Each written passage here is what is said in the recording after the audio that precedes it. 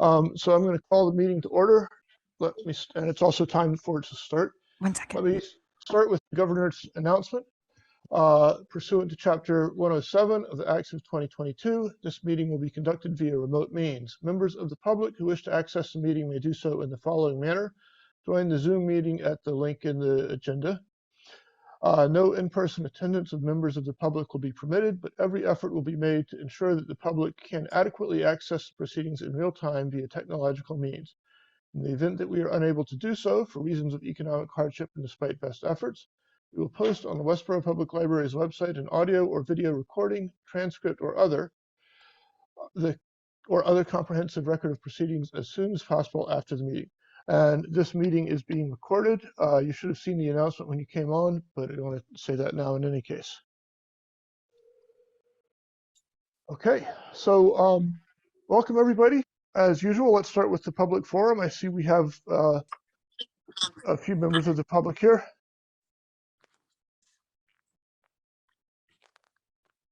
I'm only here in case there are questions about the town meeting process or anything like that. I didn't have any comments. I'm just here in case there are questions. Okay. Thank you. Thank you. And Steve, I see you're on. Anything you'd like to say at this time? Not that I didn't say last week, but I do have a question for John. What is the chapter or whatever of the town bylaws that allows a town meeting to be called if you get 200 signatures? And are there any restrictions to that, or you can just call as many town meetings as you want for a particular issue?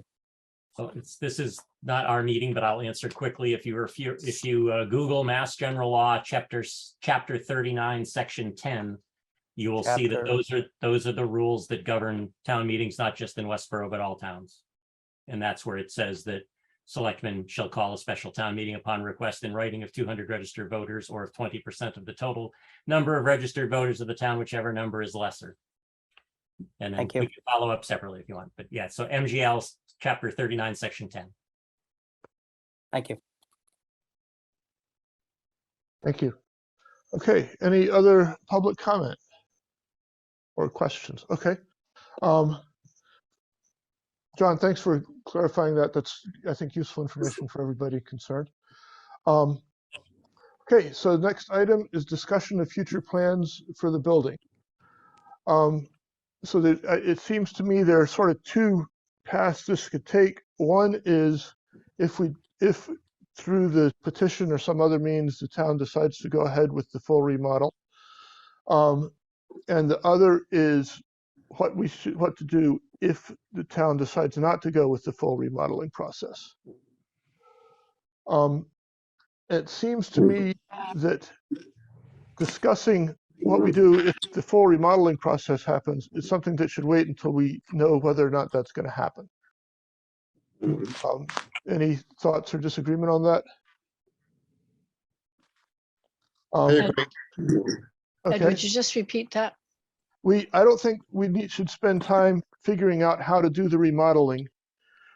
Since first off, we've done 10 years of homework on that, and we don't need to redo that until we know whether in fact the remodeling is going to happen. But it may be worth thinking a little bit about the other possibility, which is that the town does not remodel. Are there any actions we need to take now or planning that we need to do now to get that ball rolling or keep it rolling, whatever? And John and all of our partners on this, if you have suggestions, please let us know. Ed, just to be clear, Ed, things you need to do now for what? To facilitate, if we don't do the full remodeling, if we do what we've been calling the base repair, what do we need to do to facilitate that process? Go ahead. I mean, I would think big picture, this committee was charged. Oh, I'm sorry, guys. This is a call from my kid's doctor. Can I got to jump out for a second. Take it. Sorry. Of course, it's right now. Of course. I'm going to try and read John's mind a little bit. One of the questions is, if we're not doing a remodeling, should the library building committee continue to function? I think it should, yes. That was my thought as well, because we are going to be doing major work one way or the other. Any comments or suggestions on that? But I Lee think has it's her hand up. also important to know what the cost would be to start the work again. And I think John and the LPAA team can probably give us some information, at least a high level idea of, because we're going to have to start back at the beginning with possibly needs assessment and new design. I mean, all of that's going to have to start again. And I think our committee is going to be really important to that process if we get to that point. And so I think that at least is worth a discussion, in my opinion. Discussing What the cost would be. the cost would be to start up on Plan B. Yeah. Or start up on the base repair. Right. I see 3 hands up here. Lee, you had yours up first, I think. Yes, I think if we're going to switch to that, we'll have to find out, do we need to reappoint people? Because I think we would have a change in our charge or goal. And if we have a change in our goal, maybe the goal is within what we were already charged with. Mhm. But if it isn't, then we might need a new goal and a new appointment system. But I'm not sure. We'd have to ask. Okay, so that would be a question for the town clerk. Or the Board of Selectmen? Probably the town clerk. Yeah, you're right. And then maybe the Board of Selectmen.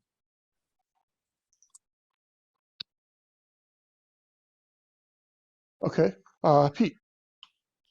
Yeah, what I agreed with your initial comments, I may not have understood what your comment was, so I'll withdraw my agreement and make my comment now.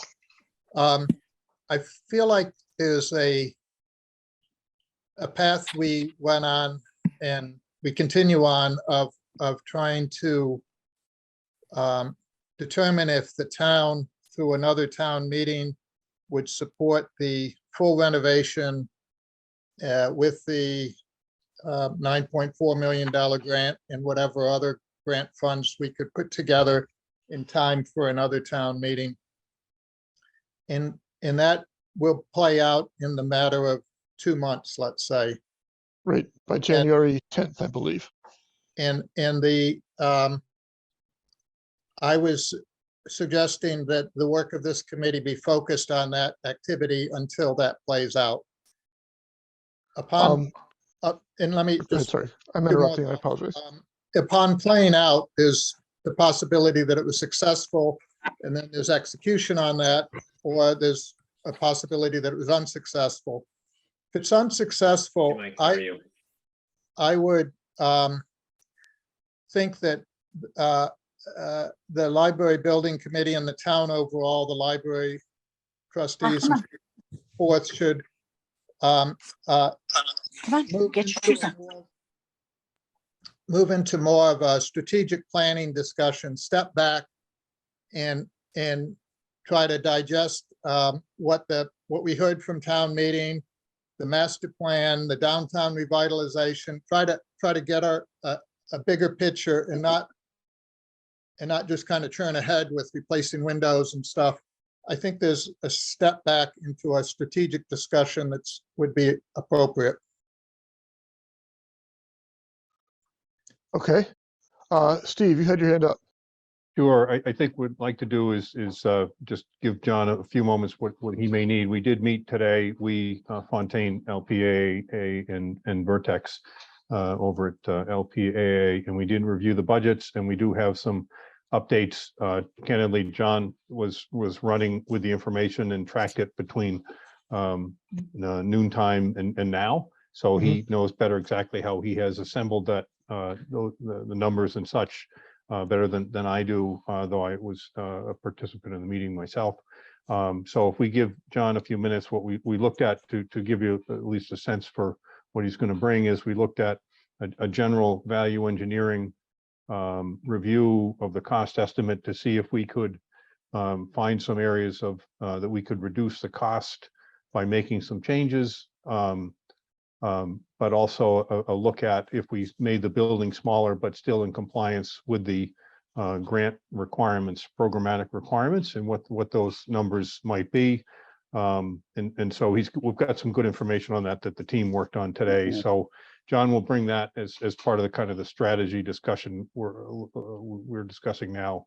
So I'm sure when he comes back here, we'll get into that. I'm not keeping numbers from you that I have. John worked them since the meeting, and I did not. So when he comes back, we'll get into some better detail on that, if that's helpful. Okay, great.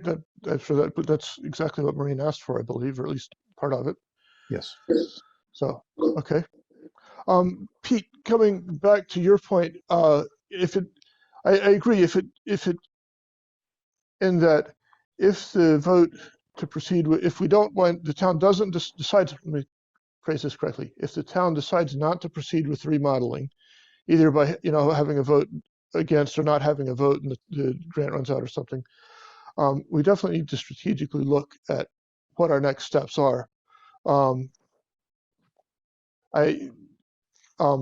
And some of that strategic look may involve, to my mind, some immediate repairs to prevent, ongoing damage.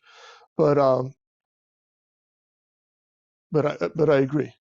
There may be some things that need to be done immediately, and I'm thinking windows and roof, because sooner or later those are going to deteriorate to the point where we're getting rapid damage to the building. Let's see. I see Bob and Lee up. But go ahead, Bob. Sure. Again, I just wanted clarification. I know we said at the town meeting, just the base repair remodeling was not an option. So does that mean if right now we have no way forward for a full new library addition? So we're assuming there will be a base repair remodel, but we have to go through the whole process again. I mentioned, Lee was saying that we're going to have to reappoint the committee again. I had brought up last time that we're going to probably, or will we have to go through an RFP process for Lamro or for all design services and OPM services, hoping that we would get the same team back on board because they're already familiar with it.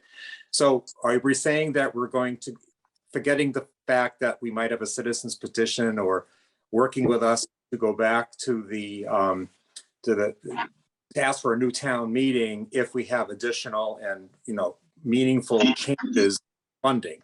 Assuming that doesn't happen, does that mean we then have to go back to the selectmen in March or before then to go and ask for, or with this estimate we have like around 18 or 19 million for the repair? I just need to be clear on that. So we need to start all over again with just a base repair proposal. Is that correct?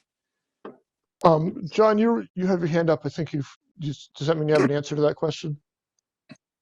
Yeah. And again, sorry guys, timing is everything, right?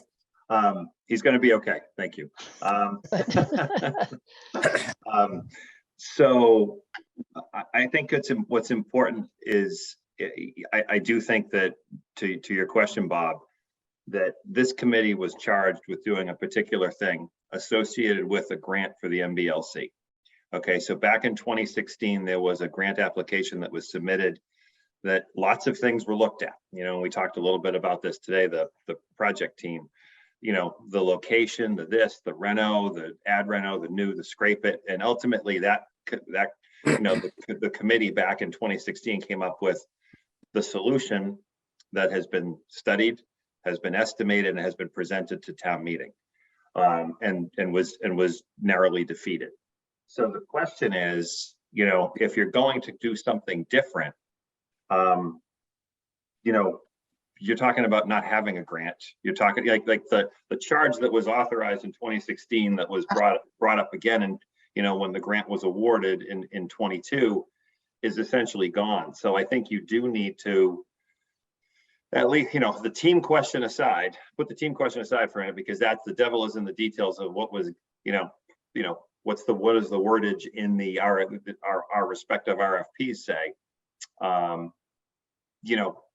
I think you're asking for, you're talking about a two-stage ask again from town meeting. So despite despite what you've spent already, I should say, whatever you've spent, that's gone. Is there some information in there that's good? Yeah, there's probably something, but not as far as a design. everything so far, whether it's the, the number that was reported at town meeting or the ask that the committee had to us to see if we could speak to Limer, Pagano, and Fontaine to actually get a better estimate of the what's necessary. None of that has a design related to it. Do you know what I mean? Like there's nothing beyond the information that's been learned through the process.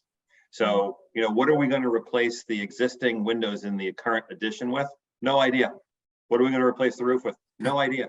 So, I mean, that's, you have to do the process you just did for MBLC, meaning schematic design, for we're going to keep what we have and do it. So, even freshening up that number that we're talking about, again, it still doesn't have a design behind it. It still doesn't have a complete scope behind it. It has a general idea, we'll get you order of magnitude again. And the, ideally it will prove out to the number that's been provided. But again, it's never as good as, the longer you study, the more you design, the more detail you have, the better and closer your numbers get. And so it would, you would be starting over. Thank you. Yeah. Lee, you had your hand Yes, up? I think one of the things we need to have clear to all of us is exactly how much we've spent so far. I know Maureen has reported every once in a while, but I don't really know where we have the information of everything from the very beginning in 2012 up to now, because we've spent a significant amount of money. And I think at least one time we had to go to town meeting to get approval for spending that money. So I think we need that timeline, history. I and can tell you amounts. that, Lee. Okay. Prior to the most recent contract with the design team or the project team we have now, we had spent $245,000. And of that, only 55,000 was from the town. The rest was out of trust funds held by the library trustees. Okay, so the town approved 55,000 at one point. Yes, because it was required to be a matching grant, and Right. we chose to do it that way. And then everything after that we funded out of library trust funds. Okay, thank you. Maureen, just to confirm, there's still some payments under our current contract that have not come out with the design team. I believe so. Fontaine, we've already paid everything we owed them. And I think there's still some money outstanding to LPAA and to Vertex that we haven't been invoiced for yet.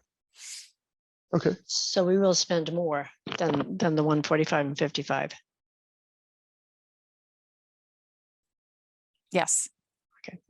Can you give us the outstanding so we can add it onto that? I can. I don't have it right this That's second, okay. but I can. Yeah, just so we do have it. Yeah. Okay. LPA, you've got your hand up.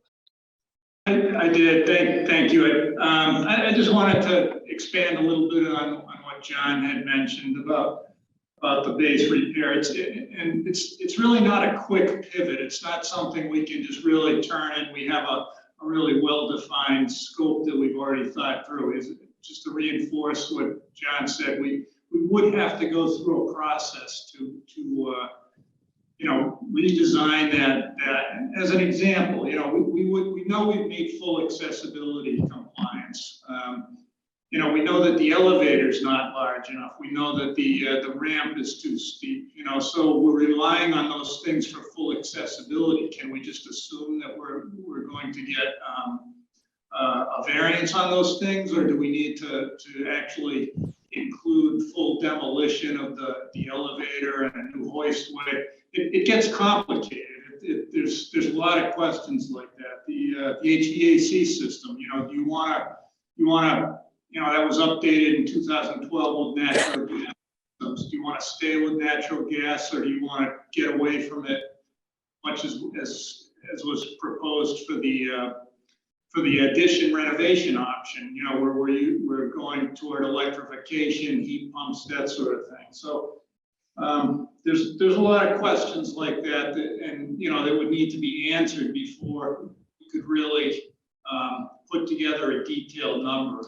When I've talked about this in the past and kind of outlined the scope of work, it was always in a way that was kind of apples to apples with what we're doing with the you know, the tear down and building a new addition, trying to keep things at that level of finish, so that the projects would be somewhat comparable.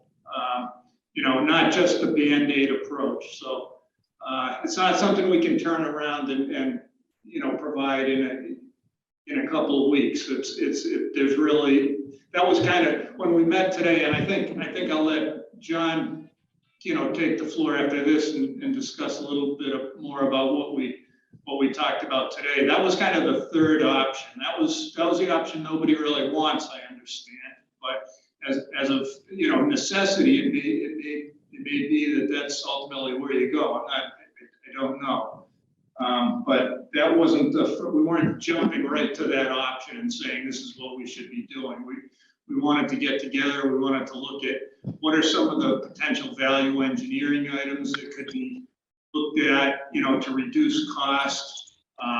And, you know, what beyond that, is there potential for redesign that would reduce the square footage of the building, but still maintaining MBLC grant eligibility?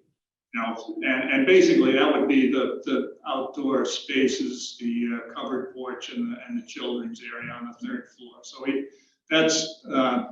that's what we discussed today, and we do have some. I think John has some numbers, rough order of magnitude numbers to present. Yeah, just to kind of go off of what Eric said, just to be clear. Again, three kind of options here. Option one is, you know, project as presented at town meeting. Option two, I'll talk about in a second. Option three, which is the, you know, kind of the project that doesn't exist yet. In between there's you're asking for an estimate. And I think it's just, you know, the estimates that have been completed to date on the project that was on town meeting floor were based on a set of schematic design plans. We don't have that. So when you ask for an updated estimate for the, you know, immediate repair type thing, immediate repair, not just the roof and the windows, but kind of in that number has always been the, here's what we need to fix. We have furniture that's an issue, so we carried part of furniture. Like, it's kind of all of that. I want to make sure we're talking from the same thing. The $19 million option wasn't the project that isn't studied yet. It was a list of, here's the have-tos, and on top of the have-tos, it's the really shoulds as well, because broken furniture, I use as an example, stuff that's definite needs right now. All we're going to do, if we refresh that, if you do ask us to do that, I have some proposals for the firms to do that. That's just going to be based on, maybe a written scope that Eric's team prepares to specifically says, we want you to give us a number for all of these things. And then the estimator for LPA and Fontaine would then go back and provide that information and build that up. That's not an estimate for option 3, okay? Because option 3 hasn't been studied and completed yet. I think, one of the other reasons of us getting together was to try to understand, dollars in that budget. What could we change? What could we take out of the project and still be able to look at the MBLC and say, we're giving you the program we said, okay? And at the end of the day, again, really fresh here, no final numbers here. But I think, if we made some changes to some types of the finishes, to some of the cladding, some of the things on the roof, we have the ability to, take about $700,000 or $800,000 out of the project. And if we shave about 1,000 square feet off the job, probably another, 5 or 6,000, probably another 4 or 5 million, and if you added soft cost to all of that, and again, that would mean that the covered porch goes away. That would mean that the possible indoor outdoor space in the children's area goes away. It would mean basically moving the that side of the building away from the street about 4 or 5 feet. Again, you would still square the building off so that you would have, you wouldn't be creating expensive architectural inside outside corner details, but you would make the building smaller. So I think we have the ability to present, to the town, a reduced size building of about 1,160 square feet that would get us, still keep us within the allowable program space of the MBLC. So, at this point, my suggestion, and I mean, obviously want to hear, if Eric and team have any thoughts, or Fontaine, if this petition is successful and if we bring the project back, my thought would be to I would bring it back for the lowest price you can, and let's do it less than $1.5 million. I mean, you're not going to get a project that's $6 million less and get the grant. Those two things do not equate with each other. So we looked at it from the standpoint of what could we take off and feel comfortable, and it's a little conservative for sure, because this is all kind of based on what ifs. What if we move this in? What if we move that? And that, again, we would certainly still continue with the remainder of the design process, the remainder of the VE processes, the couple of additional checks for estimates, both from the designer's estimator and the CM, as we design this project for the next year. If it were submitted, if the petition is successful, if we show show a revised number, there's still a year's worth of work to do. That doesn't change. So that's kind of where we are. And then as far as the option 3, again, I think to Ed's earlier point, that's not the project right now. Let's keep that aside. Can we do that? Of course. Do you have to re-procure the services of your team? Maybe, maybe not, but that's a different animal. That's a plan B, and we're not there yet. Okay. So let me paraphrase a couple of things that I'm hearing here, and you can tell me if I've got this wrong. The first one is, with your value engineering and making it smaller, you feel that we could cut roughly $1.5 million off the cost of the building and still qualify for the MBLC grant. And that would be something that we would obviously want to run by MBLC. Right. But again, we need to take our direction from, you as a committee, right, before we start doing all that. Okay. The second, if for whatever reason the renovation doesn't happen, we would need to go, we would essentially be starting over. So we'd need to decide what we wanted to build. So that would be start with a needs assessment, or maybe start with our existing needs assessment, do a schematic design for that, do a detailed design for that, and then go out for construction. And that's at least a multi-year process. Yeah, and what I would say is you would, the same reasons that you did CM at risk, you'd probably want to continue to do it, in the marketplace. So there's and again, if you do have to re-procure, to your point, you're going to spend a lot of time over the next 3 months starting over.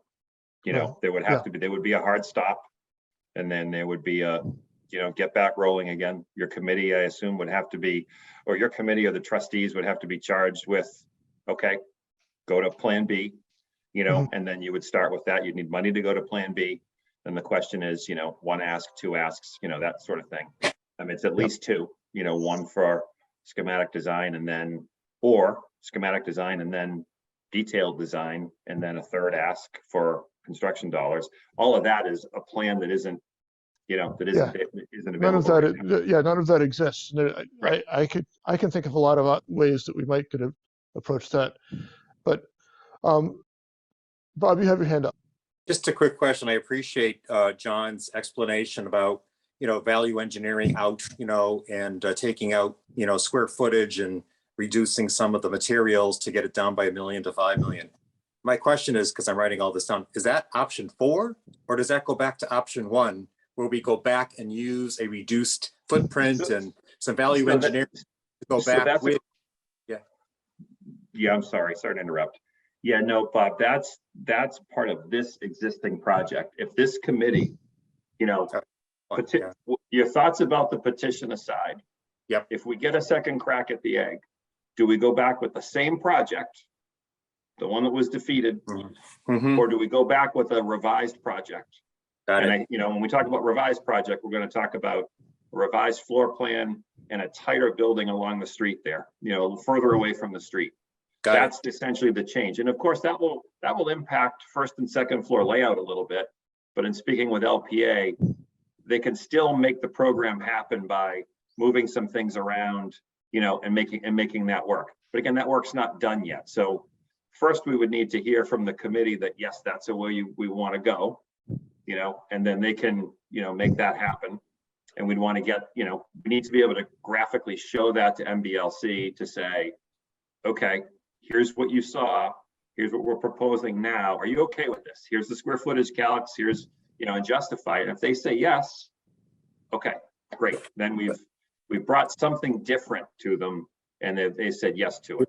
But John, you had mentioned this will take several months, but yet, but we have like what, till January 9th in order to go back to the MBLC, or else everything disappears? Do we have to do this? No, what I would say, Bob, is, the level that happened today is based on, we would need a little bit more time. Like if this is the direction to go, the team would need a little bit more time. I mean, we're not tweaking much beyond floor plans. It's not like we have construction documents and we're cutting 5 feet off the building and there's 60 pages that need to be edited because pieces of that building touch all sorts of things.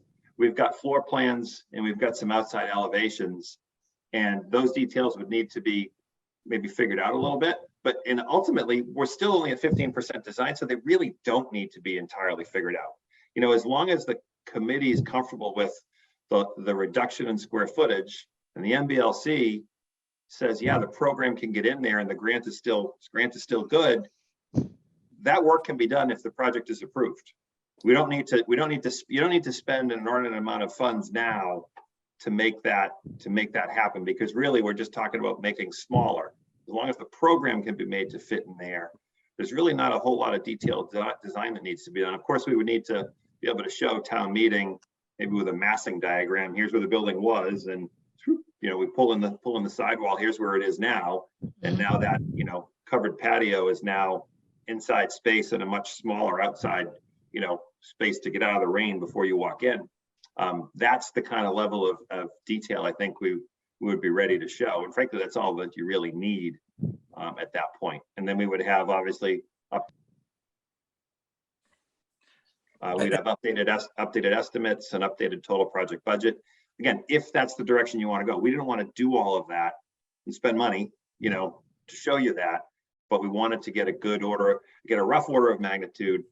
If it's worth $1.5 million, great. If you'd rather go back with the same project, that's your call. It's the trustee's call. That's not, it's not our call. But we wanted to get an idea of how far could we push the envelope and still get the grant. Right. I apologize for asking all these questions. I know Maureen's got a question again.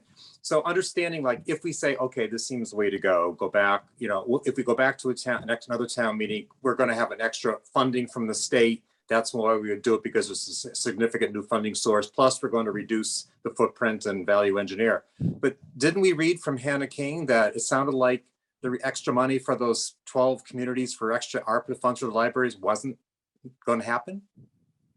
So what are we going to?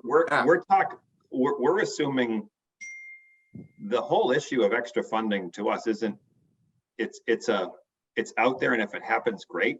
We're operating under the idea that there is no extra funding yet. And if it happens, great, we'll figure that out.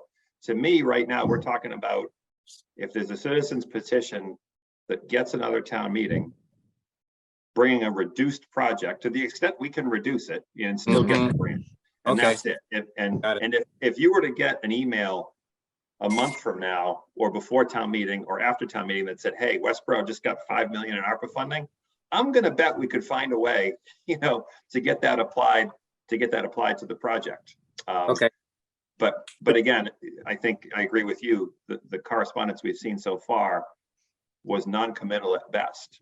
And similarly, discussions about extending the time frame, you know, of keeping the existing grant open, really, there's something out there to be able to,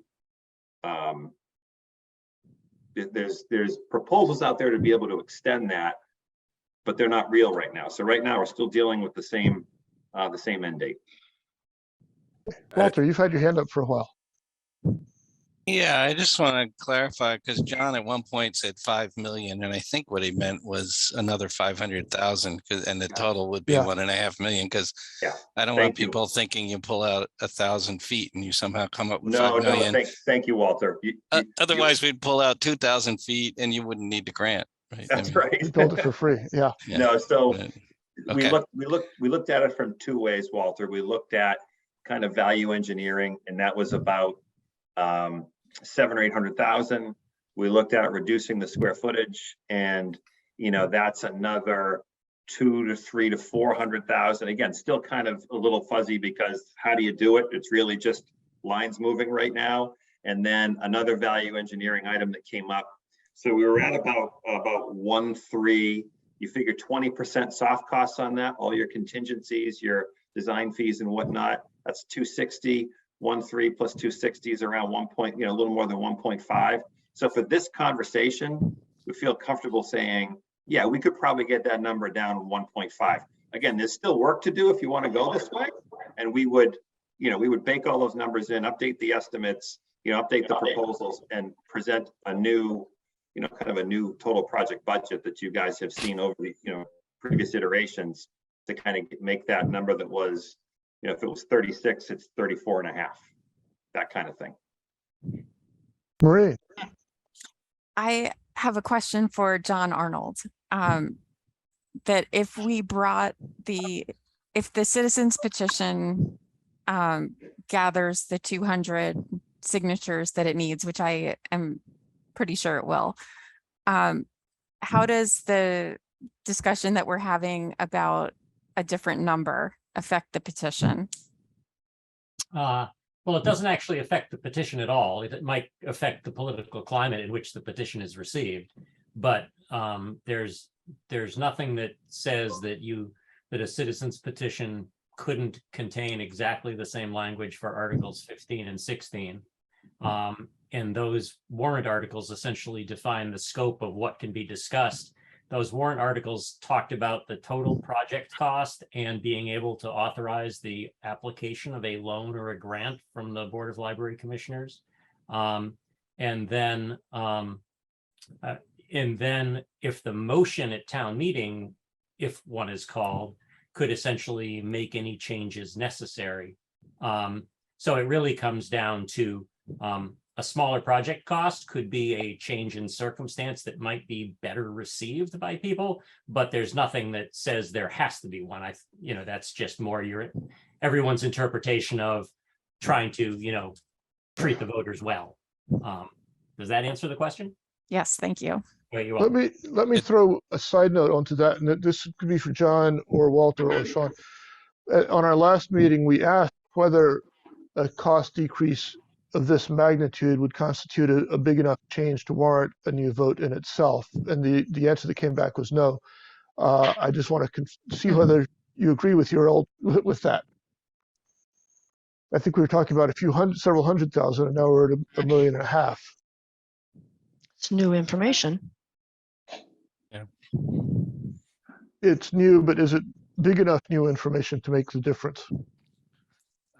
For me, I don't probably think so, because I think it's the same project and you've just done things that you could have done in the scope that we were only 15%. I mean, I don't think it makes it automatically that everybody would think that it would. But You don't know. you don't know till well, it's up to the select board actually. So Sean's our expert. Yeah, I mean, right. So I represent 20% of the select board. So let me just caveat that. I mean, I don't know if it would move other members of the select board or not. You know, I can't speak for everybody. You know, personally, it wouldn't change. I wouldn't vote to have a special town meeting for that change personally, but that doesn't mean other members would. But I guess the question is more is once the, the 200 signatures are gained, does that improve the ability of the project to pass? I guess that's the real question. Right. Well, you had your hand up. Yes, thank you. Just quickly on that one, I don't think the selectmen need new information to approve. They just have to decide, do they want to accept 200 signatures? And Well, I think, Citizens petition's going through.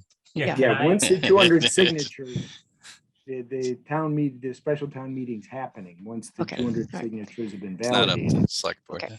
So that was just Um, an aside. Yeah, But I have a concern that if we do get the special town meeting and we go in with either the current budget or a reduced budget, I think it's very important to be clear about what the delta is in cost between the renovation and the full cost. And before we were saying it was about 18 million, maybe it could be escalated to 20 million. So we had a delta, I think maybe of 8 million, you spend 8 million more and you get this. Well, now that John is talking about, we haven't really cost out the need for full accessibility, the new elevator, different types of high vac, different types of windows. So I think we may have a higher estimate of the cost of plain renovation, which would make the delta smaller. And if it does make the delta smaller, I think that's very important to take to the town meeting. I think it's important to let them know we heard them. So right now I'm kind of in favor of a smaller building. You're reducing it to say, hey, we did our good faith, but also they really do have to know. If you go with the old assumption to just renovate, it's going to cost you this much, which is getting more and more, especially with inflation, because it's going to take, you said, almost 2 years to get that plan done. So there's another escalation of costs. They've got to have full information on what it costs to delay and what it costs to do a really bona fide renovation versus new. So that's my 2 cents. Let me just jump in for a sec. I see a comment from Mr. Rutley. Oh, okay, I see an answer too. Steve, if that doesn't answer your question, if the chat doesn't answer your question, please let us know. John. Okay. I apologize. Seeing the comment kind of threw me off. I'll raise my Yeah. hand again in a second. Sorry. I Okay. was starting to type an answer and then that came through. Okay. Bill, you had your hand up? Yeah, John did a great job for us as a committee explaining the CM at risk. But yet, I still hear from the public, and it was brief, John, what you did at the town meeting, it was accurate. But I think we could explain more of the details to that. In other words, value engineering continues through the project. The CM at risk is a number that I can't say you're 100% sure, but you're sure as hell pretty damn sure of it, versus the normal way of going through construction. And the public does not understand that. They think that the price that you're giving them, there's going to be an open checkbook with change orders coming, not checkbook, with change orders coming. Because we've experienced that as a town in the buildings, in the town buildings that we've gone through. Not all of them, but a couple of them that are making them leery about what we're saying. So Absolutely. you've explained not only previously, but to this committee, and then again today to the committee. And I think as we go for this special town meeting, if we get it, some time off, dedicated to that, I think will make them better understand. Bill, I think that's a good point.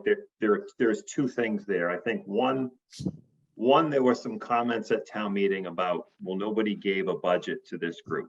Well, okay, you have to back up because this project and all your school projects start without a budget. They start with a kind of an edict to go and program.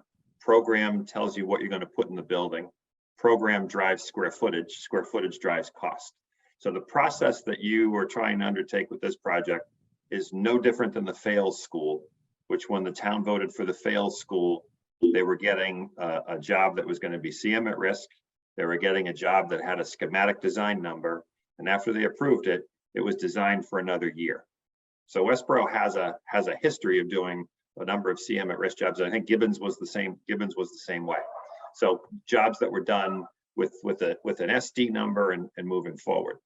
As far as the additional value engineering, I mean, it's important to say, I mean, you've got, 1, 2, 3 guys from the firm who are going to build the building with an approval on this call right now and with us for the remainder of the project. And I think one of the things that I would suggest, and if there's a chance of another presentation, is showing kind of the breakdown of the numbers, because somebody asked the question and it was a good question, the one that I answered, but to show people that yes, that money, there's a couple $1 million in contingency in there, money that you hope you don't have to spend.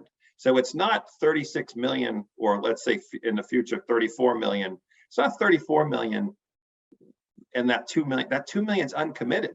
That's what we have here so that we don't ever have to come back to you again. So that if something comes up, if there's an unexpected obstruction, if there's underground or those sorts of things, we're building into the job a certain amount of fire alarm that we can, go, reserve funds that we can go and tap with the approval of the committee, however we set it up, through the project, to get a blessing to say, yes, go ahead and spend money to do this or that. Sometimes at the end of the job, if there's money left in those contingencies, you go back and might put something in that was taken out because you've done better on something than not. But all of that is through the control of the building committee and through the trustees. So if this is approved, there will be multiple other budget stops along the way, as well as if we get an alert from our CM that says, hey, we're bidding steel right now on 2 other jobs and it is through the roof. We have a concern. We need to do blank. That's why we're hiring them.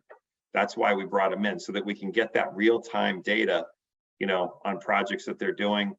They're building they've done a bunch of jobs with LPA, and they're building big jobs right now. So they have their finger on the pulse, pardon the pun, of what's going on out there. And I think that's can't ask for better than that.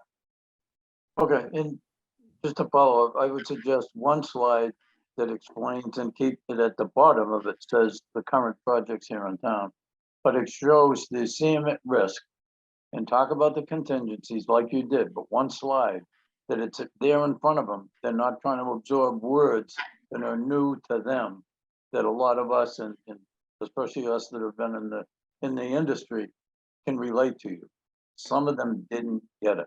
Yeah, no, I'm thinking bringing back the slide, Bill, that just had like the 5 or 6 lines. Construction, soft cost, contingency, that adds up.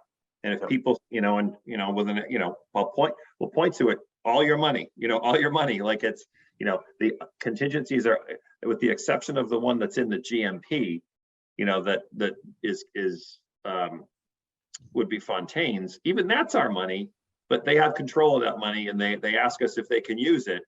But the other contingencies are ours, and it's the committees to, approve expenditures. That's, you're right. Yeah, I think it's important to kind of show that, to illustrate that, and I think to add to that, one slide at the beginning to kind of refresh everybody's memory of how we got here. There were lots of things studied in 2016. Well, did you study other, we studied other locations. We studied renovation only. We studied all new building. We studied, renovating the existing addition. And in the end of that study got us to the building that we're doing, that's out there right now. And an authorization by town meeting in October of 2016 to submit a grant application to the MBLC. And that's, that's good history to remind people of too. No, I hate to take the time, but these are the things that I'm hearing and Maureen is hearing, and I'm sure your team of 3 together with her and us we can put something together that really capsulize in a few slides, 2 or 3 slides, some of these, because when they hear the number, it's just like building their own house or anything else, that there's gonna be more money coming. Well, and Bill, to that point, there was a question about the little, I think I mentioned this last meeting, the Littleton Library was used as an example. 6 years ago, half the size. It's not the same building. If I take that building, escalate it to 2022, never mind 2024, because that's what we're estimating this thing as, is when we're going to actually be halfway through construction, and I double the square footage, guess what? Littleton is going to come right in at the same price, you know, probably as this. And I haven't done the exercise, but I will if we get a chance to do this again. They're really, you know, we have to make sure we're showing people apples to apples, you know, both ways. Keep us honest, keep everyone else honest. You know what I mean? If we do this again. Thank you. Let me jump in for a sec. Lee, if I can ask you to hold off for just a minute. I think we sort of implicitly made 2 decisions here, and I want to make them explicit. One is that we should defer any consideration of the base repair option, you know, what happens if the town doesn't approve the renovation, until after that decision is finalized one way or the other, which would mean we take it up in January. So we can just sort of, for now, we can forget about that. Any objections to that thought? We're not Walter. ready. That's correct. Yeah, I mean, if you want to bring, like, if we wanted to bring to annual town meeting some number of dollars for preliminary design work, you can't start that in January. Right. So that means you're putting that off until October. Or the thing is, yeah, that's the part about not at least finding out what the process that would be to do that, and what is the first phase of the money, which is how most of these departments are doing it now, where they come by for some smaller amount of, you know, basic design, followed by intensive design, followed by funding. At least the DPW is doing it that way, and the schools are being pushed to do it that way. But my thought is that whatever happens, we're not going to be able to focus on it until January. We're not going to be, I'm going to call it Plan B again. We're not going to be able to focus on that until January, regardless. Maureen, do you have any thoughts about that? So my thought on that is that we might have to, if it came to that, we might have to wait until the fall town meeting next year to come up with a number to bring to the town for design, because the design team is not going to be able to get that work done for us in time for a March town meeting. I think that's just not realistic. And I think, well, to be clear, you're just asking for money for them to do the work, not to have done the work. Right. So, I mean, the very first one, you really, because we shouldn't be doing design work for the renovation on trustee money. We should be doing that on town money. And that you have to go to town meeting for, in my opinion. Sorry, that's an opinion. I mean, I had this, sorry, maybe John or Eric can speak to how long it would take to put together a cost that we would take to town meeting. I think this would be a cost just for the design, for the design just work, to develop a schematic design. So that's the question that would need to be answered. It's what are you going to go for? Are you going to go just for an SD, or at that point, if this project is defeated, okay, then it's done. Are you could you go for design dollars through bidding? Because if you're serious about it and you're not going to do this one, if you get design dollars through bidding, then the next time you're going to town meeting, you're going with, instead of this approach where you're going with a number at SD and then going to work for a year to design. If your other option is, you could go and say, okay, we're coming to you with design, an ask for design for a renovation only project, you know, and maybe there's a relief valve in it. But so you could, you know, come to town meeting then with bids in hand. So when you do that next ask, Walter's saying no. No, That would I be a think that's too multi-million-dollar much ask. money. I think you need to pay people to do the design work. So you need to come and ask for the money that is required to do the design work. You Oh, can't, no, I you can't agree. go out and get bids without design work, and we don't have a funding source without having gone to town meeting. That's why I think it's important. And yeah, I'm fine with, yeah, maybe that means we go to fall town meeting so we can do it correctly, but you know, your design work then happens next year. I mean, not even in So 2023. if all right, so a hypothetical, our petition is successful and a revote on the project is scheduled for December. In my happy world, it will pass and we will be fine, and this will not be a discussion at all. But if that were defeated in December, would we be able to put costs together to take to town meeting in March for the design work that we would need to do the base repair?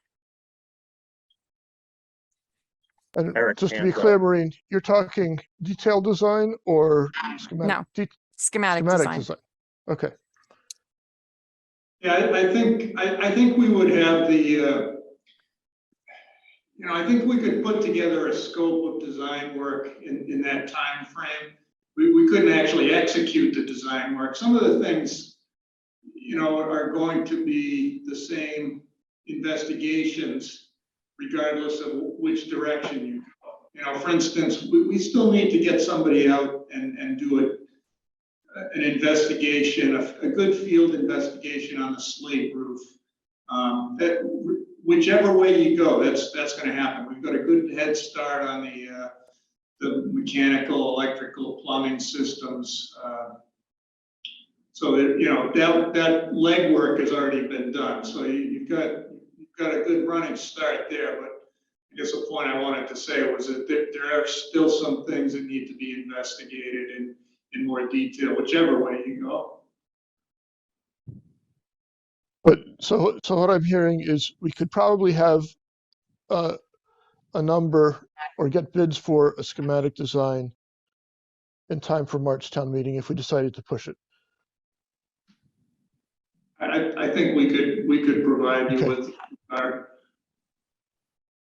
Okay. And that's only if things don't go the way we want, but okay. Lee, I cut you off a while back and I That's apologize okay. because I thought it would That's be quick. perfectly okay. You were on a riff there. I'm just thinking about things we want to present when we go back, if we get the 200 signatures. Let me hold on for one more second. So since of the committee, do we want to put the defeat option on hold for now, or do we want to keep thinking about it? I would personally like to get it off of our plates until we know we have to. Me too. And I'm not seeing any disagreement. I don't think we need to vote for this, but if you disagree, sing out. Okay. The other thing I have is we of course don't know even that the vote is going to happen because we haven't seen the 200 signatures. Maureen's confident, and I know there's a lot of enthusiasm. So I think we can just assume that there will be a town meeting and start preparing for it, not worry about that sort of intermediate thing. Does that sound like a reasonable thing to everyone? Yes. So the upshot of all that is we don't think about the defeat option. We try and plan to get a success option. Yes. And stay that way until either we don't have the meeting or the meeting votes, one or the other. I think Okay. that makes sense because I think we need one thing to focus on. And I Yeah, I think agree. trying to focus in two different directions that are completely opposite is not Yeah. going to be a good use of our time or effort. And I think, I really think we should focus on moving forward because I think Julia and her team are going to have no trouble getting 200 signatures. And I think this is going to get scheduled Yay, Julia. and we're going to have a town meeting to take care of. Great. Okay. So let's plan for that. So Lee, back to you. I think you were about to make a suggestion about what should go into the presentation at the town meeting we hope will happen. Yes, and I guess I'll preface that with, I think we should start with a meeting next week to start looking at the detail of what we want to present. But one of the things I would suggest is that we actually have one slide that shows the date of every single hearing we had, every public meeting, how many people attended, because Maureen said, we had a recent survey. We didn't have just a recent survey, we've had multiple ones. We've had so much town input. I think we have to have that quantified and put on the screen, because the legislative body really should be looking at what has been the town's support. The legislative body is there to support what the town has asked for. Now, the town wasn't at that meeting, our town meeting. Part of the town was there, but all the people that responded to everything Maureen did in advance is still history, and I think they need to hear that. And also how many town meetings she made presentations at, and the town meeting where we actually got voted money. So we have that history of, look, we have done our homework with the people who are interested in listening and contributing, and quantify it. And then I think we need to have a slide that shows what you were just trying to talk about, the consequences of putting it off and starting over with just a renovation. And that could take another couple of years, and the inflation that would be added to what we think that could cost. I think that needs to be clearly presented. That's all, just simple things that we can discuss in more detail later. Thank you. When I had one action item for us though, Maureen, can you work with the project team to get in touch with MBLC, have them review this lower cost option and get their opinion on whether it's whether it will work in terms of the grant? Yes. That'll be important to know and before any meeting might happen. And we do have the deadline of whenever the meeting happens. John. Thank you. The other question I have, guys, is alluded to it a little bit at the beginning. There was an ask by Maureen right after town meeting to revise, to basically try to provide a more updated, and we talked about it, repair now estimate, not option B, not a designed repair, but kind of that $18 million number. That was based on a number that had been put together a while ago, and it was escalated to get it to today.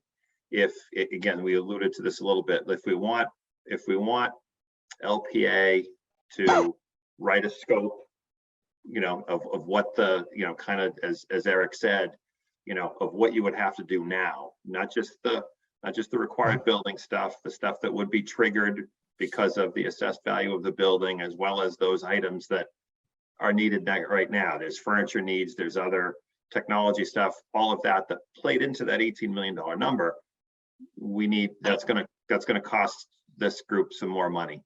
Basically, Fontaine said they could do the estimate for about $2,000, and LPAs and their sub-consultants, because we're talking about getting the structural guy back out, out there to take a look at assessing the structure in the existing addition. So does it trip, as we are assuming that it will, and they're at $8,000. So it'd be about $10,000 to get the project team, the CM and the designer out there to provide you with an estimate that looks a lot more like the one that was provided, the 20-something pages that was provided by both firms. But we would do that again for the repair now option.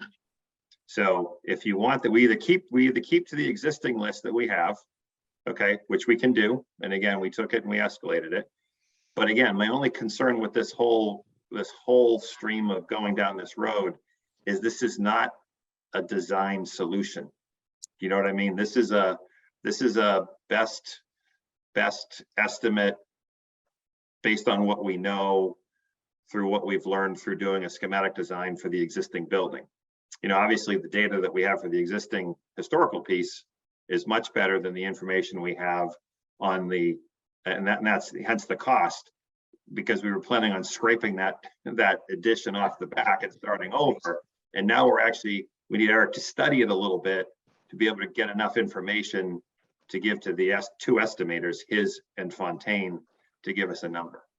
So if you want to do that, I would like authorization to, let those firms, proceed with that. Or we just stick with the 18 as we have it and focus on that and don't spend any more money on it. But that's the thing, like, so some people grapple with or gripe about not having that number, but yet this group wasn't really charged with studying that number. So we're gonna have to spend some money if we want to give some more detail to that. Thank you. Any thoughts or comments? Yes, Go ahead, Lee. I think we're gonna have that number because people are gonna say, we'll just have the renovation. What's it gonna cost us? They need to hear it, and I don't think they heard it. I don't think they heard enough of how much it would be in the Delta before. So I think we definitely need to go with a more realistic, even if it's still ballpark, it's not gonna be 18 or 20 million anymore. It's gonna be a lot more than that because we never included, as you're saying, John, what's necessary in that add-on, which is, I guess, bigger than the square footage of the old building. And it's 2 stories. Walter? I'm a little leery about doing I don't want to call it half-assed, but a cost estimate that isn't going to be useful in the future.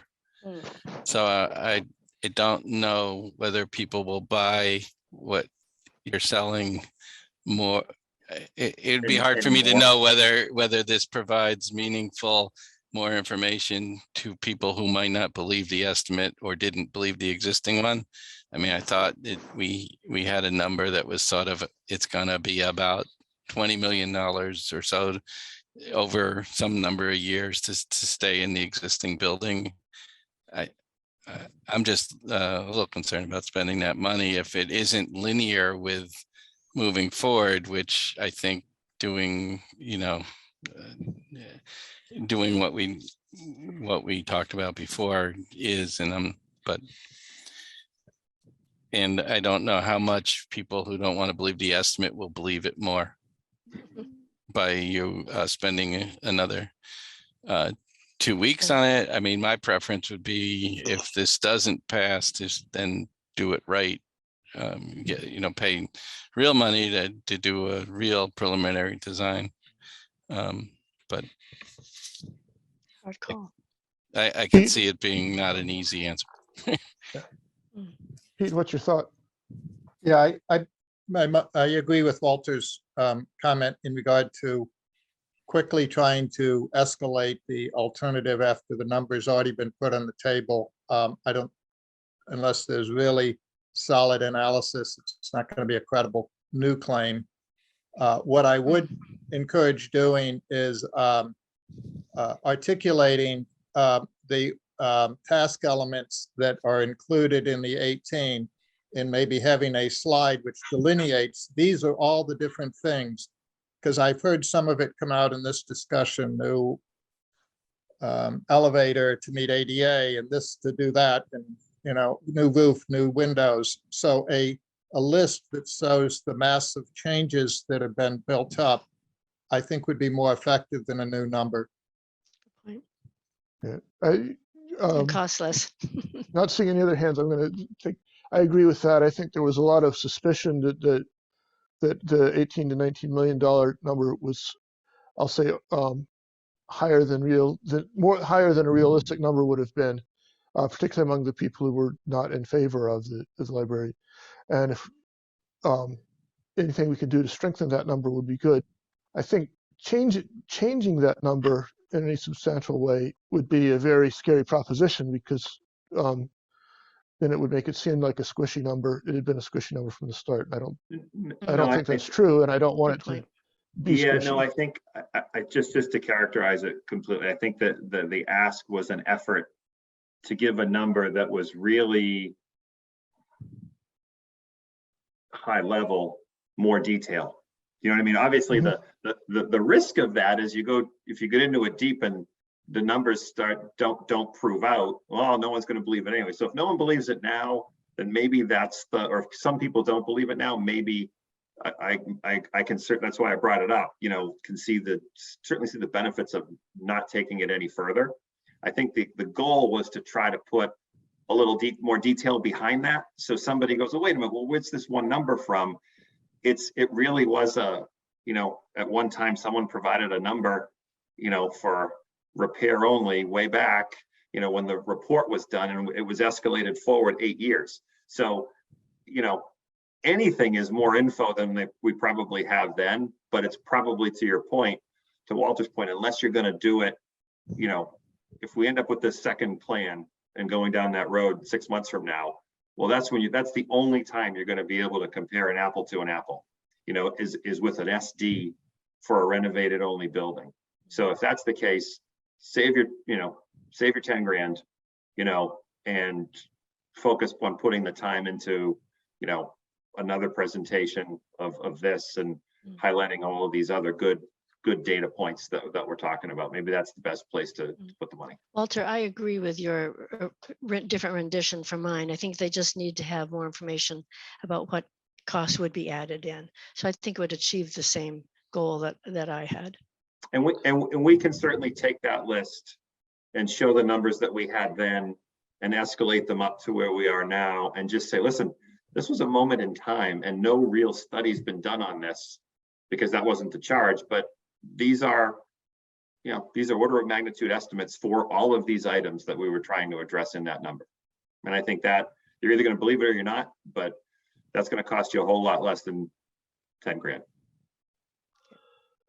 I think it might also be worthwhile to talk to the building inspector, go through that list and get his confirmation that, yes, in fact, we're going to be spending enough to trigger all these changes.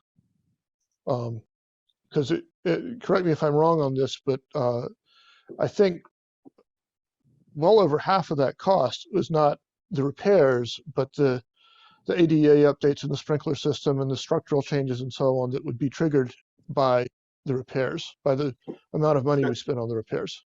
100%, Ed, but that's the conundrum you get into, because we think that a building of this age would need structural upgrades. Mhm. Well, what would those be? Well, I don't know. So we're going to put a number on it. So unless we go another layer deeper, we thought that an excavator was going to come and claw the back of that building off, unless you pay money to Eric to hire a guy to cut a hole to understand how the framing attaches to the building. You don't know what the structural fix is, so you're left with making educated assumptions, and that's the best we can do with this. And I think that's okay. That wasn't the charge of this group. Obviously, if this group gets to participate in an option 2 project, that's a huge part of it. That will get done to the level of detail that this was. So I guess that's all. It's hard to provide the voters with what they're asking for when it wasn't ever asked for, but I can understand why they want it. So I think we can find a happy medium and take the list that we had that had a total that we escalated. We can take the list of those sub items, escalate those instead that add up to the same number. And at least people will they may disagree with it, but at least we can tell them this is what it was based on. And that I think is probably a good middle of the road. Okay. Bill, you had your hand up? Yeah, the only thing is, and John has said it, he's clarified it a little bit. I think one of the things that we get back between Maureen and John, when I asked for that one or two slides, is Maureen, go back to the team of 3 was arrived at through qualifications first and price of doing the work second. And I think we have to be careful of, although I respect what John's saying, and that's fine if he's comfortable with it, is I don't want them to get charged with the second thought, come back and say, well, you gave us this number. Okay. They're doing an excellent job on what they were hired to do based on their qualifications, that we went through several, and price after that, and they went through price. We want to stick with that on this CMP way of doing business, and we want the public to understand that. If you feel comfortable, John, with doing what you said, that's fine. It occurs to me something that might be worth looking at. I'm wondering if the town can give us numbers on the past, the half dozen or so big projects we've done over the past few years, with the initial bid and the total of cost the final total cost and whether they were bid or CM at risk. And that hopefully that history would say, yes, CM at risk is the way to go. And that may be useful background for someone, or it might not. I'm not, you don't tell me. I mean, the three projects we've done, we didn't have to go back for more money. Yeah. I mean, Westborough has a good history, strong history, I think, just in our history with the town. That's what counts. Projects come in well. I think that would be reassuring to the town to see that. Mark. Thanks, Ed. Getting back to something you said earlier, which is getting to the Library Commission, confirming that the ideas that the team explored today would still qualify and be compliant with the grant, right, is sort of an immediate next step. I think the next thing that comes back to is then what does this committee feel most interested in enthusiastically supporting, assuming the petition goes forward and assuming we get the second bite at the apple, right? It's just good, diligent work what happened this morning to try to find ways to reduce the cost of the job. That doesn't necessarily mean the majority of this committee wants to stand behind that version of this project, even if it's compliant with the grant. I think we did it in pieces in response to some of the questions that were raised about being uncomfortable bringing back, quote unquote, the same project. And so now we have what I would hope to be the option of a different version of the same project. But now I'm getting long-winded. The point I was trying to make was, once the petition is successful, and once we figure out which version of this project we want to stand behind, the comments about we should have these slides and we should talk about this, I personally am very excited to participate in what is the information that needs to get communicated to the town in advance of the meeting and then during the meeting. And I think there's a lot of lessons learned that I heard from folks on the last meeting last week that we can capture and that we can start to put together a plan for how to get that information out appropriately, like what a building committee is allowed to share versus advocate, right? Get that out ahead of time. And then what does that presentation look like in the moment of the night? And I think as a group, you've all got some great thoughts about what folks have expressed some concern over, what may not have been perfectly clear the first go round, what efforts have been made and how we want to highlight those. So I just want to say, like, I think that seems like a very clear path in my mind over the next week to 10 days of tangible steps that can be taken to help support bring the project forward. But at some point, it's going to require, I think, a conversation amongst the committee of, hopefully, assuming the commission says it's okay, which version of this do we really want to get excited to stand behind and cheerlead for again? So that's all I wanted to add. John's done such a great job explaining CM at risk. I don't need to say anything. I will say, as a quick, it's not a Fontaine commercial because it's somewhat common, but to Bill's point, the notion that towns are receiving back unspent contingency, while there's no promise to it, is a real thing. We have not done a public CM at risk job that has not included a significant return of contingency dollars to the town. So you can't plan on that at time of town meeting, but as a committee, I think it's something that you can feel comfortable that the process itself inherently leads to that if the project is well managed. And we certainly have a tremendous history of doing that, not just with LPA, but on all of our public work in Central Mass. Wow. I'll go back to mute.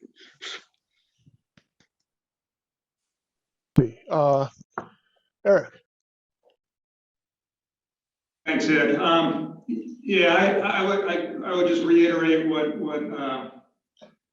was just said. That I've done a number of projects with Fontaine. I worked on Auburn Middle School, which was the very first CM at risk job. And the one thing that's in common with all of them is that at the very end of the project, there's been a significant change order.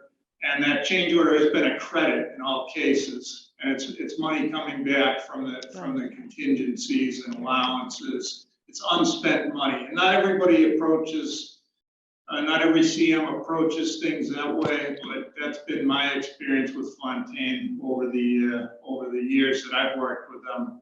So, you know, obviously there's no guarantee, but so far the track record is that we have seen money coming back for that. The other thing I wanted to bring up is assuming that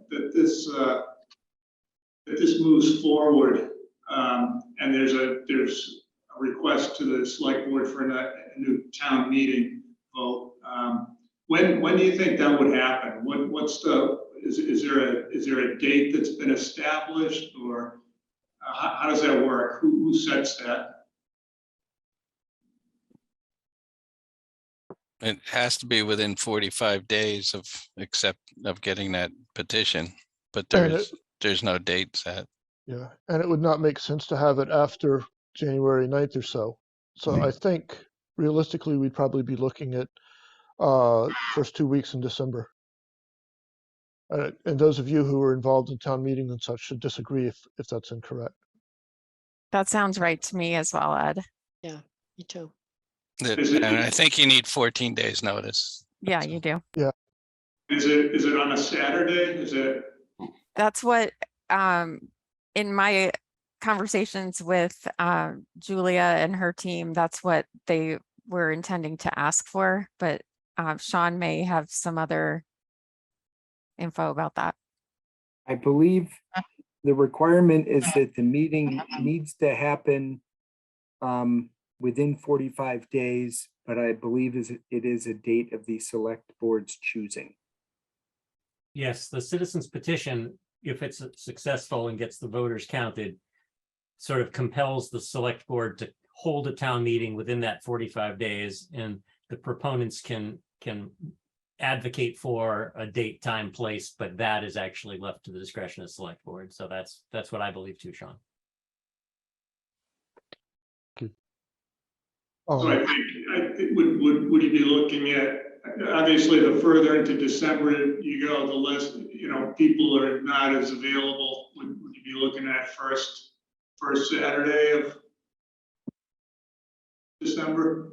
I think it may be too early to try and pin anyone down on that, since the petition is, I think, I haven't seen a copy of it yet. Let's put it that way. Okay, thank you. Walter, did you have anything else? Yeah, I just wanted to point out, I mean, while I think it's excellent to bring to, if there's a new town meeting, clear and relevant information, and that's what we should strive for. I think, from my perception, a single purpose special town meeting doesn't bring in random people who probably don't have an opinion as much as it brings in people that have an opinion. Because at a regular town meeting, there's 30 or 25 different items, and you may not be familiar with the library, but this one's basically going to be, if it happens, just about the library. So I think I don't want to discourage us from thinking of the correct things, but I don't know. I just don't know how. It strikes me that getting the word out for people who might be all these people that showed up at our last meeting actually showing up at the town meeting instead of saying they wish they had or something would be more beneficial to a positive vote than a lot of what the slides were talking about. Bob? Sure. Just wanted to go back when we were talking about, you said we need to go back or include in, CM at risk versus low bid. I just want to remind everybody that two thoughts about this is that maybe there should be a slide on what CM, which is construction management at risk, means, that there's a guaranteed maximum price, and the construction manager, or the old term general contractor, is responsible for any overages. But also too, I tried this out on a neighbor, and was talking about CM at risk versus the general contractor low bid. He goes, well, you're wasting money. He goes, you're paying for a lot of extra services. He goes, why don't we just do low bid? And I had to remind him again that 65% of the project are built by the subcontractors of the filed subtrades, and they are all low bid. But their scope, when they put the packages out, instead of having the general contractor do it separately from them, the general contractor, who's now the CM, is collaborating upfront with the design team and the OPM to squeeze out all those inefficiencies, so that when the package goes out, those filed trades aren't going to be building in contingencies thinking, oh, I'll get a change order out of this because the design was half-assed without the, input of the CM. So if we could do a slide or two, because I mean, it's going to be to the town people, but I saw someone, a gentleman on Mr. Buttigieg had asked about, not familiar with CM at risk. And I think Brian was giving him links, but if you ever want to talk, I was on the reform commission that came up with CM at risk in 2003 and 4. I'll get to have coffee with you and explain the process. Either for Bob or for anyone, is there a sense that there's a question amongst town attendees on the delivery method and its cost implications, or is it more a question amongst the building committee? It feels like my impression is that the town is not confident in the cost estimates. There are a lot of objections that, oh, you don't have a budget, or oh, you're not really sure of that number, and so concerned that because we don't have an actual bid, we don't know what it's going to cost. Definitely. And the answer to that question, of course, delves into the difference between CM at risk and bid. Gotcha. Bid. So the notion Not of that we would have an answer anyway, because we wouldn't have gone out for bid yet. But yes. to be clear, and this is something that should be brought up if we get another shake at this, whether we were coming to you today with CM at risk or coming to you to town meeting with design bid build, the estimates from Fontaine and from LPA's estimator were pretty darn close. The ask would have been 36 million without CM at risk. So if you want to have a discussion about ultimately is CM at risk more expensive, yes, there is information out there. We talked about that. You're paying a little more upfront for professional services with the hope that in the end, and upfront, you're committing to that contingency that's in their number. But yes, is the upfront bid day cost more? Yeah, it is. But hopefully it's a better job. And by a better job, to Mark's point at the end, you're getting a bunch of money back. Again, doesn't count if you decide to spend that money on other stuff. You know what I mean? You can't play both sides. Like if you want to add things, that's great, add them. But what we're saying is, what we would show you is that those issues that come up are hopefully are mitigated throughout the process of having that CM on board. And again, we're kind of getting a little off track, but yes, if you think that at part of town meeting, part of this, a little bit more educational of delivery method, here's what we did, here's why we chose it, like not to debate it, but to inform, I think that's sure we can certainly do a quick comparison of it. Bob, I'm sure you may come off even better if you spoke to it as a resident. Yeah. and kind of one of the guys that started it. I think that these are all good ideas of what we should put into a further augmented presentation if we get that opportunity. That's well said, John. To the degree that we can be helpful, we are the only Massachusetts-based company who is actively building large-scale public projects as both a GC and a CM. We're the only one. And so I can help the committee talk to the value that the GMP, the guaranteed maximum price, provides the town as protection in such a turbulent market, in contrast to what we're seeing happen on low bid work that is not so low bid at the moment and is causing chaos in towns that have brought projects forward that are now 20-30% over budget, and having some real significant issues. So if this is an issue that we think as a group is a barrier to gaining support, I'm I do talk about this topic all day, every day. I'm glad to be a resource. If it's significant, and if it's not, it's not. Yes. And so that's why another group, I'm glad to participate in thinking through what is that information that we think is important and valuable to get out ahead of what is hopefully another vote, and then what is in the package. And I hear you, Walter, that some folks, if I understood you right, may be coming with a predetermined sense of things, but still being prepared to answer some questions for anyone who's in the swing and figure those things out. So thank you. Mark, the last 2 minutes, you said it well. So if you want, I can work with you on any slide or any information, anecdotal from a townsperson and from the CM. Lee, you've got your hand up. Yeah, I think it's very important that Mark speak as Fontaine and what their experience has been, because it's so positive. And I think Bob presenting this, because he did this well with us, is a great idea. And when we go over it, hopefully next week, how we want to structure and things, you'll get more specific about what we want in there. That we'll talk about that again. I do want to tell Mark, in case he didn't get the import of this, the main complaint I think on the floor was cost overall, and then the fact that we didn't have any guarantee that it wouldn't escalate, and people were incorrect in what they said. I mean, one guy said it was going to be $50 million. There was so much misinformation about that it's one of the key arguments. So you and Bob will be very important on that. But also, I think a lot of the complaints I got were from families who weren't able to send a parent. Now we've got to structure this for a Saturday meeting so we get parents of school-age kids. So many people said, I met people in the line over at Ocean State. Said, I have a 12-year-old who lives at the library. I didn't know this was going on. We've got to get that group in, and we've got to get our diverse families that are in the library so much involved. And I think we can do those things, but I think it has to be a Saturday, a daytime meeting. Pete. Yeah, I'd add to Lee's comments that there was a surprising amount of concern over parking.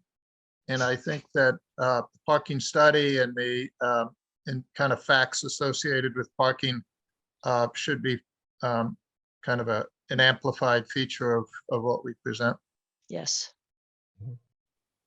I also want to remind everyone that the limit for presentations at a regular town meeting is 10 minutes. So we crammed in as much as we could possibly fit into 10 minutes, and we had to rely on Q&A to be able to communicate the rest. So We just can do a lot. We can do a putting that lot out of there. Q&A. We can do a lot of Along Q&A. those lines, would it be okay to have, go through the major objections, parking costs, don't know what the budget is and so on, and make a set of slides, have them ready. So we do a very quick thing. Most of the people have probably already been at town meeting and see the presentation.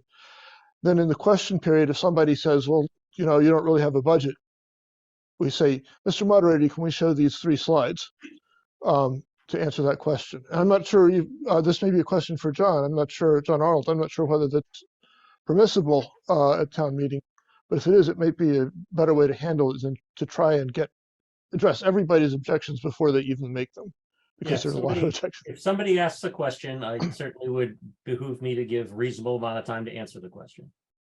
Thank you.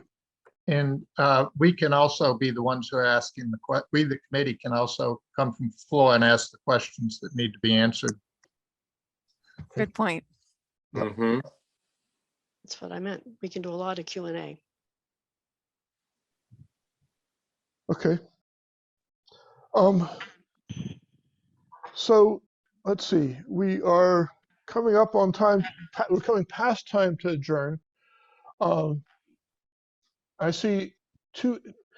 The first thing, I think the sense of the meeting is that we need to work on the presentation and come back and review it sometime before well before whenever the meeting happens. Is that correct? Yeah, I think we should have a meeting next week to just go through everything we think should be in there. And then as we're working on segments of it. We always do that, schedule the next meeting before we adjourn. So let me get through the 2 other points. One is, these are agenda points. Update on citizens petition, if any. Is there an update?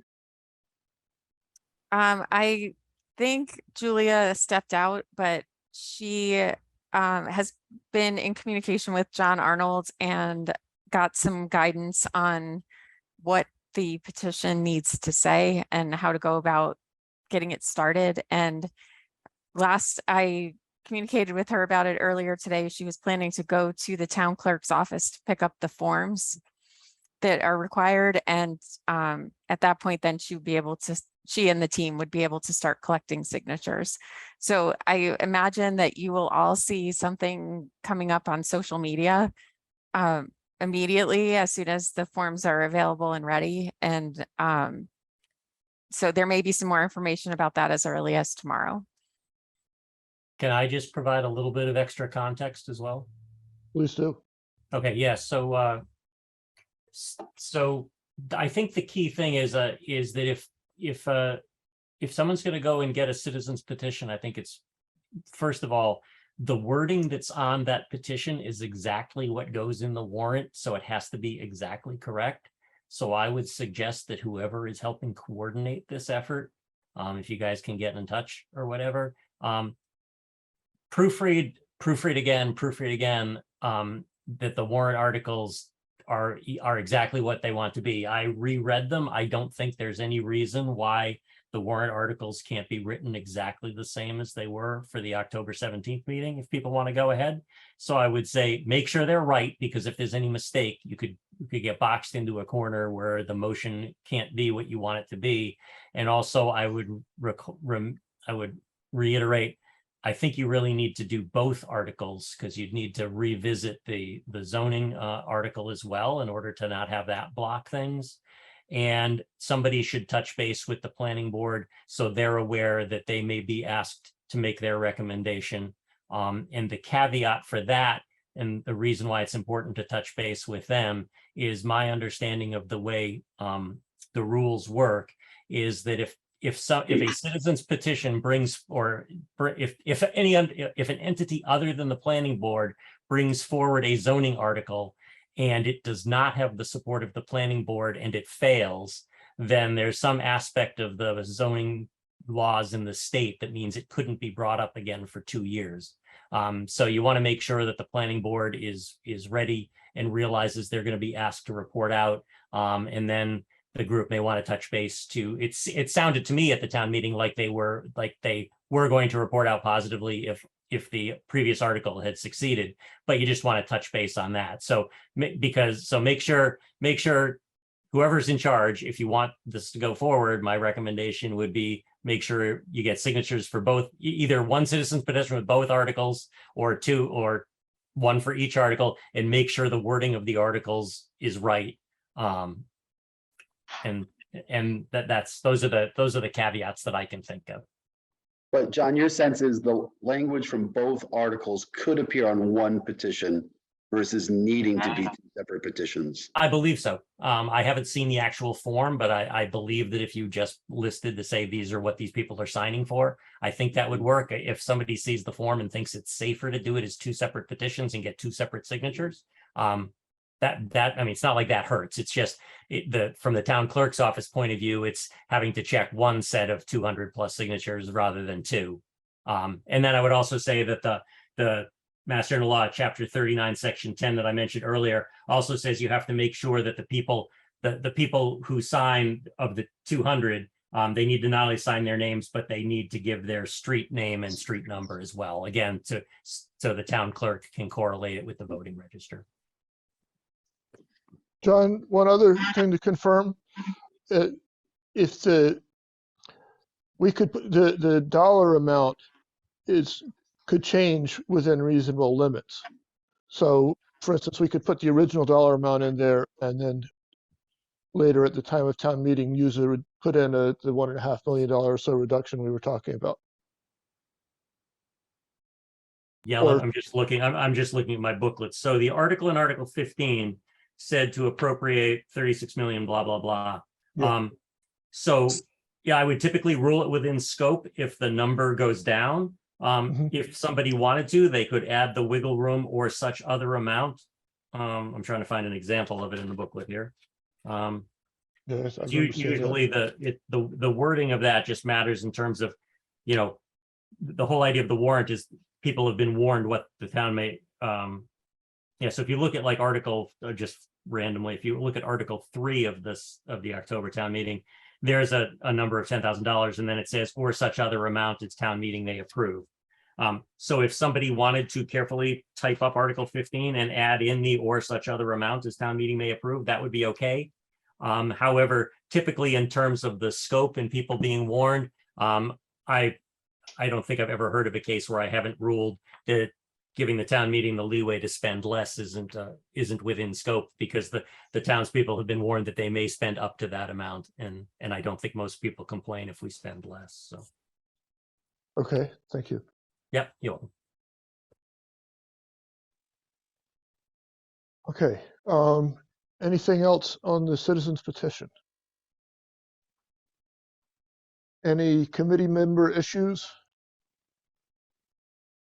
that haven't already been discussed? Maureen, just to confirm, we haven't heard anything else about the ARPA and the various legislative initiatives underway. No, nothing. Okay. Nothing else. Walter. Yeah, sorry, I got to the meeting a few minutes late, but I've seen on social media a few different versions of how many votes we lost by. So I just wanted to be clear on that, because I've done the math. And if it would have taken 15 people to vote yes without changing the number of no's, or if 5 people voted no, had switched their vote to yes, it would have passed. So, and you can have obviously combinations there, and that's why almost any number somebody throws out. But you just have to be a little careful, particularly as a building committee, if we're throwing out those numbers, I think. And so because of the 2/3 thing, that's why somebody changing their vote from no to yes has basically a huge multiple. Well, 3 times. See, and I had a whole different, I had the 2 numbers that we had, and that the delta was 5. I'm sorry, not 5, 7. Yeah, but you have to get to exactly 0.667. So anyway, so you could get there by 7 if you had a couple people that changed their mind and a couple extra people, or 5 people that changed their mind. 7 people would. So anyway, I don't think we have to relive the history, but I thought we should just make that clear.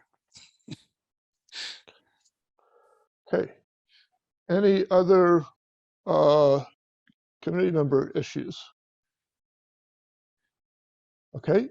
So next meeting, when should we have it? And I guess the agenda will be primarily just planning for the town meeting that we hope will happen.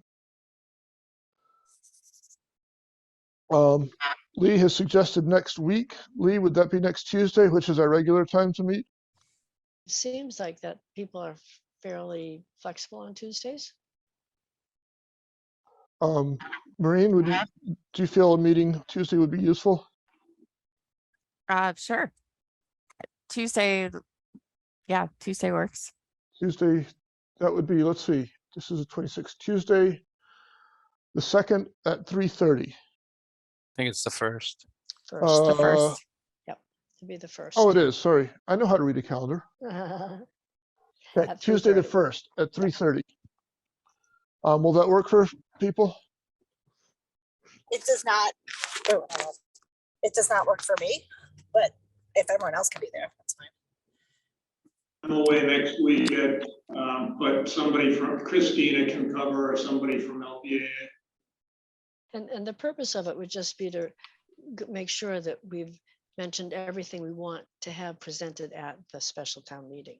Not exactly how to present it, but what do we have to make sure is included. And then different people may take an assignment and say, well, let me work on that, or whatever, something like that. So it shouldn't be terribly long. It's like we could send our list to Maureen ahead of time saying, I think these need to be on the list, and we could compile it and then go through it and see if we're missing anything. I don't see it being a long meeting. I don't know. I mean, that's just my take on it. Do we need a vote to schedule that meeting, or? Okay, then next meeting, 3:30, Tuesday, November 1st. Also a Zoom meeting. And Maureen, will you do the agendaing and posting and all? Yep, I'll take care of that. Okay, anything else? Good meeting. Okay, Thank you. thank you. Have a second? Second, Emery. Okay, so Maureen, Amy out, yes. Ed Baldwin, yes. Pete, Dunbeck, yes. Bob, Petrusella, yes. Lee, Emery, yes. Walter, Leslie, yes. Bill, Monahan, yes. Sean, Yo, yes. and Mary. I think we can put Mary down as abstaining. Okay. So yes. Oh, Okay, there there we she go. is. Okay. Thank you everyone for being on, and John in particular, thank you Hello. for your time and advice. John Arnold. Welcome. Also John Lemieux, but okay, so I'll talk to you on Tuesday. Bye.